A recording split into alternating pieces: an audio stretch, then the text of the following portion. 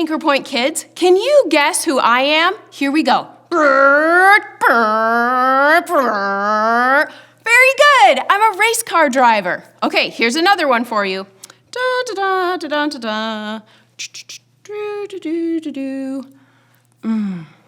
That's right, I'm a chef. Very good. These are all different kinds of jobs that people do. And for the next couple of weeks, we are going to be learning about someone who did a very special job, something she could not do on her own. Her name is Mary Slessor, and we're going to use this Child Evangelism Fellowship book to help us learn about Mary Slessor. You see, Mary Slessor wanted to be a missionary, and I am going to be going on a mission trip to Liberia for just a couple of weeks, and so I'm going to get to be a missionary for just a couple of weeks. And so I thought we should learn about Mary Slessor and what it was like for her to be a missionary. So Mary Slessor lived almost 200 years ago.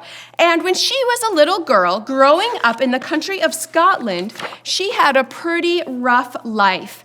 It was a Saturday night, and Mary was up late. Her brothers and sisters had already gone to bed, and Mary was up late with her mom in the cold, dark apartment that they lived in. Could you shiver with me like you're cold and maybe yawn like you're tired? Very good. Well, all of a sudden, Mary's dad came walking through the door. You see, he came in late, he came in drunk, and he was very angry. Earlier that day, Mary's dad had been paid for the work that he had done all week long. And then, instead of buying things for the family, like food and clothes, he spent almost all of his money on buying alcohol and getting drunk. All that was left was 1 coin. But this did not surprise Mary and her mother. This happened every Saturday night. And the money that he used, his paycheck, he wasted on buying things for himself instead of for the family. And things got even worse for Mary because Mary's father was angry. And so he threw the dinner in the fire and he shoved Mary outdoors and locked her outside. Can you knock on the door like Mary did trying to get back in? She was outside and it was cold and it was dark and she was scared and she begged her dad to let her back in, but he would not let her back in. And so she spent the night outdoors in the cold and dark. And in the morning, when her dad went to work, Mary ran into the house and got a nice warm hug from her mother. And they were very sad about how their dad had treated them, but it didn't stop there. You see, they even had to sell their furniture in order to get enough money to buy food and clothes. And eventually that money ran out too.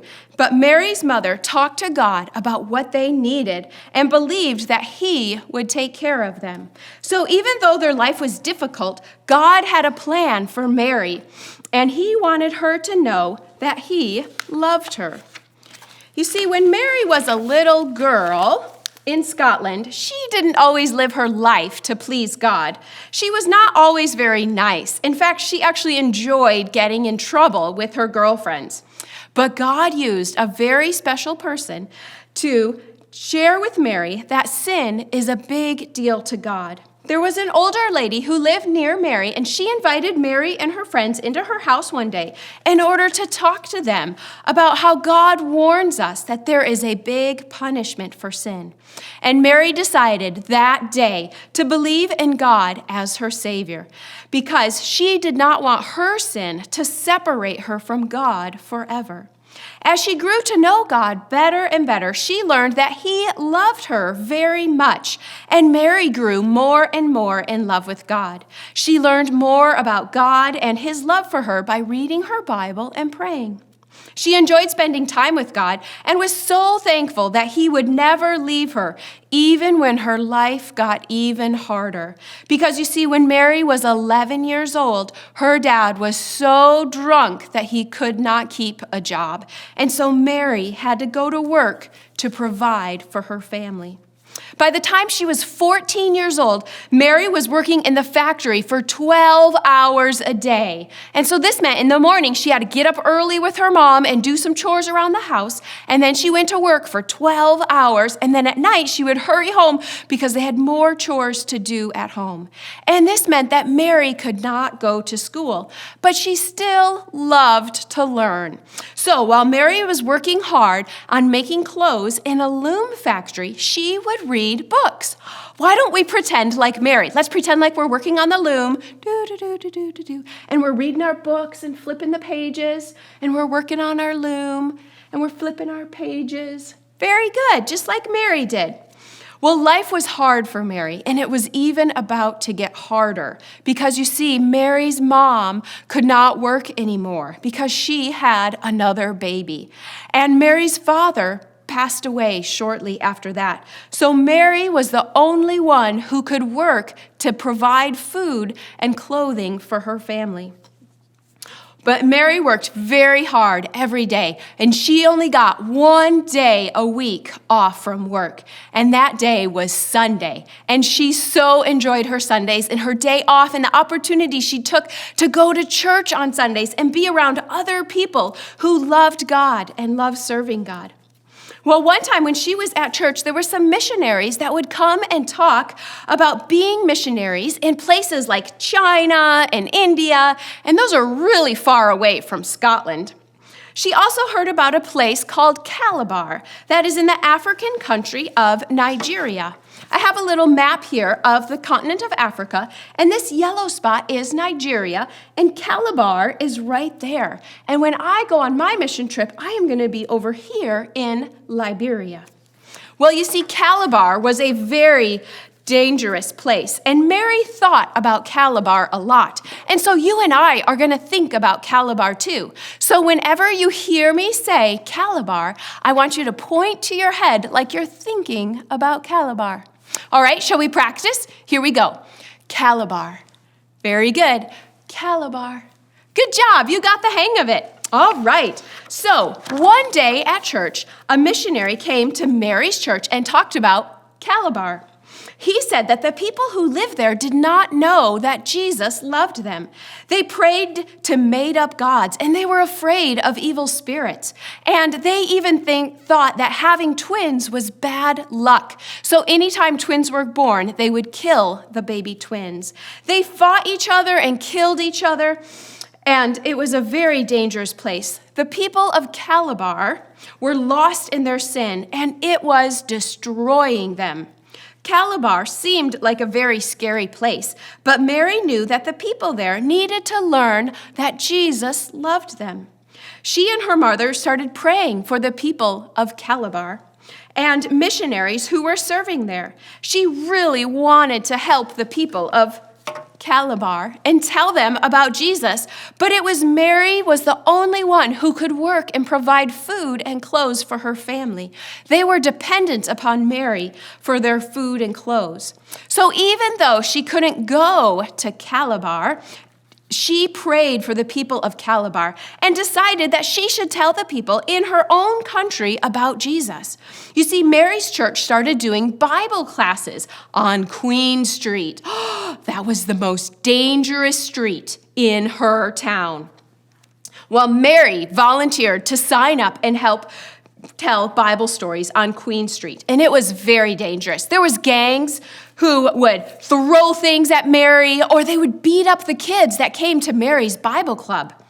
Well, Mary did not give up, and one dark night, while Mary was walking on Queen Street, there was a gang of boys who suddenly surrounded her, and she could not get away.